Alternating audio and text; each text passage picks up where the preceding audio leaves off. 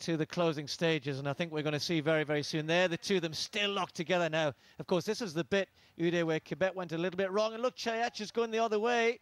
That's not right. Now, she's thinking Koskai's got it wrong, but she's got it wrong. And the organisers really should do something about that. That's not good in the sense that there shouldn't be any doubt. There shouldn't be any sense of, can I go this way or should I go that way? And that really has been the story of both the races at the end here.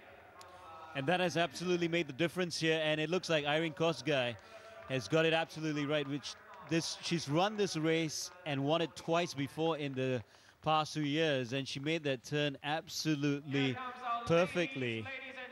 Your heart has to go out to Church.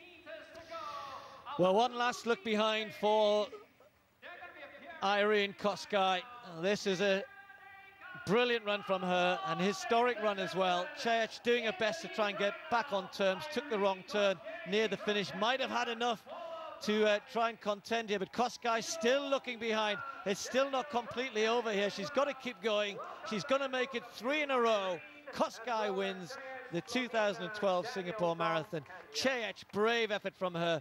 Biggest marathon of her career so far, coming in 2nd place. That was hard, that was tough. And the last thing you want is to be finding yourself going the wrong way with just 400 meters to go and have to try and get back on terms again. But look what this means to Kosgei. Yes. I was just going to say, Uday, it's hard, you know, when you're in a position like that, and she fought really hard for it. And this is Chemweno, who's going to take 3rd spot, just about getting ahead of the debutante. Is she going to do that? No! It's the debutante who comes ahead of her. Gets 3rd spot there. Really good finish from the Russian. And this is her teammate, Ivanova. And Prokopyeva came through very, very strong in the latter stages there. Ivanova will take 5th place. And then that's Rumakol. He's going to finish in 6th. Faded. She was in 3rd place, wasn't she, with about 3 kilometers to go. Absolutely, but congratulations again to Irene Kosgei, who's now won this event 3 consecutive years. And this is Shitaye Gemechu from Ethiopia, who figured in the early reckoning, but she fell by the wayside a little bit here. Yeah, you never get a bad run from her. You know, it's a solid run. Sometimes she's going to finish in the top 3 or 4. Sometimes it's going to be more like, well, today, 7th place. Solid run, slow, early pace, picked up quite dramatically actually towards the end. We had a big 10 kilometer between 30 and 40 Ks when all the damage was done, and the likes of Gemechu not able to live with that sort of pace at that stage of the race, and having to settle on this occasion for 7th place.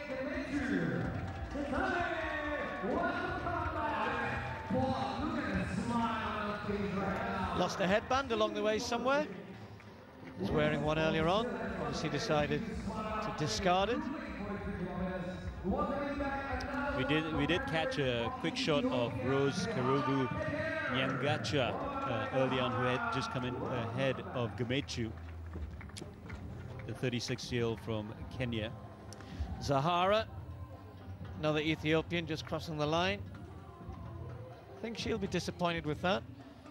Although she did run a marathon early September, maybe she would have had enough time to recover from that, but not such a good performance from her today. And of course, we're now going to start seeing the non-elite athletes crossing the line. 2:40 for marathons, not a bad thing, is it? It doesn't matter. Okay, that's not an elite performance, but you never know. That might be a personal best for that man there. We don't know what his history is, but 2:40, certainly here in these conditions, isn't a bad run at all. And we'll be clearing up all of the different categories. We've got the wheelchair athletes. You've seen 1 or 2 of them crossing the line. We'll be clearing all of that up in the results. And don't forget, we mentioned that there's the Ekiden race as well. The Ekiden race has got, I think, approaching 300 different teams taking part in that as well. So lots of races within the race. Yes, this, of course, the Padang, the St. Andrews Road, is the finishing point for all the races. We see the wheelchair races coming in right now. The 10K wheelchair finishers finishing up the race. Well, we've mentioned the Ekiden 2-3 times, Uday, and as I said, it's a special kind of race within the race for those who do or don't feel as though they can do the whole distance. It's a relay, if you like. The event is split up into different distances, so you find 5 mates and you enter the Ekiden race. And the celebrity quotient at this year's race went up a notch, actually, with Singapore's hottest radio crew deciding to take part in the Ekiden, and they were running for charity. Let's find out about it.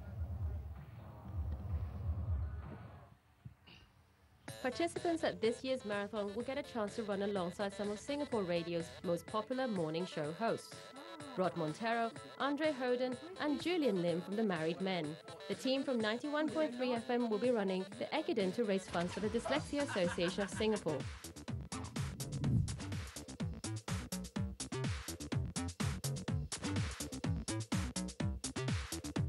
The team of 6, including show producers APJ, Sean and Julius, will run a distance of 7 kilometers each in the Team Relay Challenge. Under the guidance of veteran marathoner Rod Montero, the crew is keen to put their best foot forward, a challenge most of them find daunting. I didn't discuss it with them, to be honest. I knew if I had discussed it with them, they might not have run, so I just went there and announced, guys, our adopted charity is the Dyslexia Association. We need to raise funds. One of the best ways to raise funds for them and awareness is to do the marathon. So we're going to do it. Oh my goodness. They were shocked. And they say, yeah, okay, good joke. Yeah, okay, let's go on. I said, no, we're going to do it. The first personal hurdle I had was to actually convince my wife that I can do this because she's very concerned because of the health. 4 years ago, I went for a heart operation. And I have a stent in my heart, and I had to get clearance from my cardiologist. And then my other hurdle was actually running, because I've never run more than 2.4 kilometers in my life, because I don't really like running. I like swimming, cycling. So there's no real reason for me to run this race except the kids. Hi Married Men, I know this is off topic from what you're talking about, but I would like to thank you for running for the DAS. I guess a lot of kids don't know that they have dyslexia. And even if they do, they can't afford the lessons. So hopefully we raise money for them by running this. Well, at least I'm not training the way I think you're supposed to. It'll be interesting.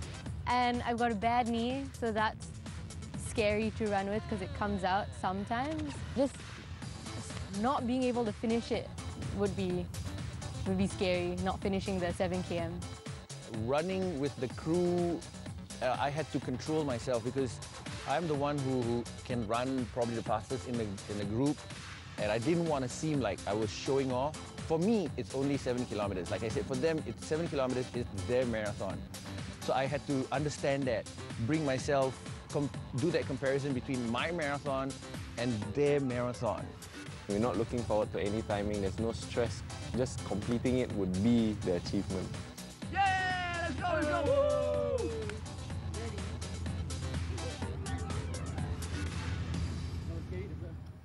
It's a great job, these guys running for charity. And you know, on a more serious note, it takes a lot of guts, because I know some of the health issues that these guys have gone through.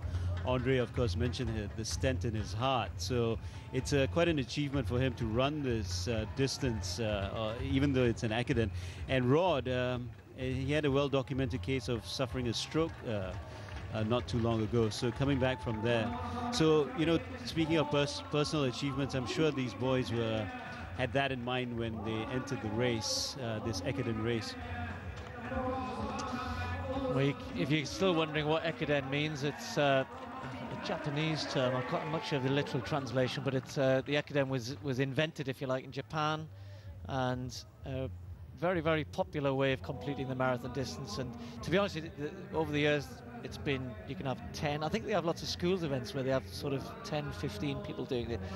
But the normal number is 6. You normally have a team of 6, and it splits up these days into fairly even, sort of 5K and 10K legs. Well, this is where it starts to get interesting. You can see there, right in the middle, the clock says 2 hours 46 since the start of the marathon. It's 1 hour and 16 since the start of the half marathon. And we've seen some half marathon runners coming up the marathon lane, finishing on that side as well. So A little bit of confusion in terms of those finished, but the good thing is they all have a computer chip on their transponder, so it'll all be sorted out in the wash afterwards. And everybody, you're not going to end up running a 1:16 marathon. That wouldn't be very good, would it? Now there's an Ekiden runner. You see on the left that blue number. He's leg number 6. It said number 6. So that might have been the first team across the line in the Ekiden, 2 hours 47. That's pretty good, isn't it? Yeah, that's an excellent time in the Ekiden. They're obviously a team of very accomplished runners running this relay.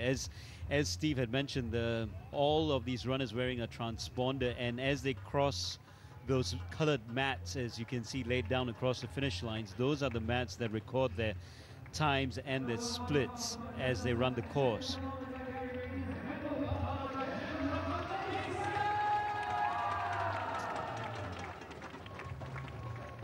So one or two of the half marathon runners coming through now, but there's the winner of the women's race. Behind her, the runner-up. It was I think a tough race. We'll at some point get a chance, I'm sure, to speak to Irene Kosgei, but I think that was a hard race for her. Looked in trouble going up the hill, coming over the bridge towards the end. Got back on terms with Cech, and if Cech hadn't gone the wrong way at that last turn, 400 meters from the finish, who knows what would have happened. Kosgei took advantage, got enough of a lead, came under a little bit of pressure again at the end, but hung on. And let's hand it to her, though. 3 wins, 3 consecutive wins in this race. That's a major achievement. You know, when you get to this part of your career, all of the experience she has, Commonwealth defending champion, of course. We've got the Commonwealth Games in Glasgow in 2014.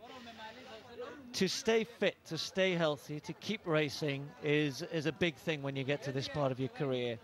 So she's doing that very well, and she'll be heading back to Kenya with, I'm sure, very, very happy. Doesn't matter how ill she feels now, she's going to be very, very happy, of course, with the prize on the day. That's Larry there, he's the elite athlete coordinator, just checking how everybody is.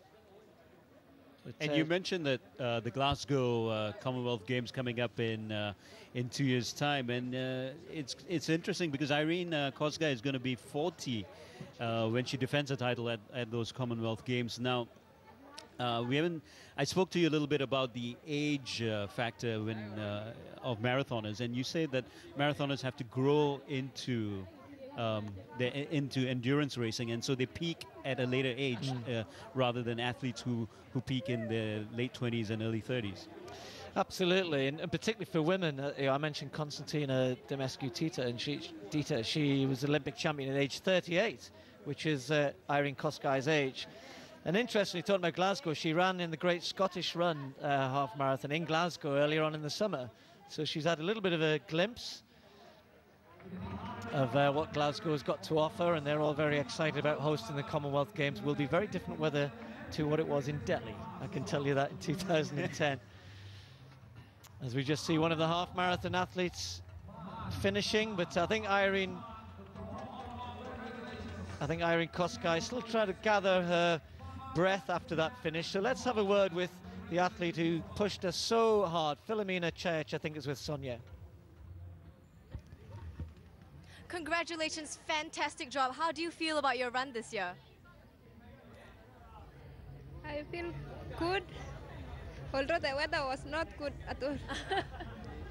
But I'm happy for the number that I've got. It was good, so you feel good overall, yeah? So will you consider joining the race again next year? Yeah, I will try next year. And what will be your goal next year? I don't know. That will depend with the condition. Okay. Thank you so much. Congratulations again. All right, we're done with her.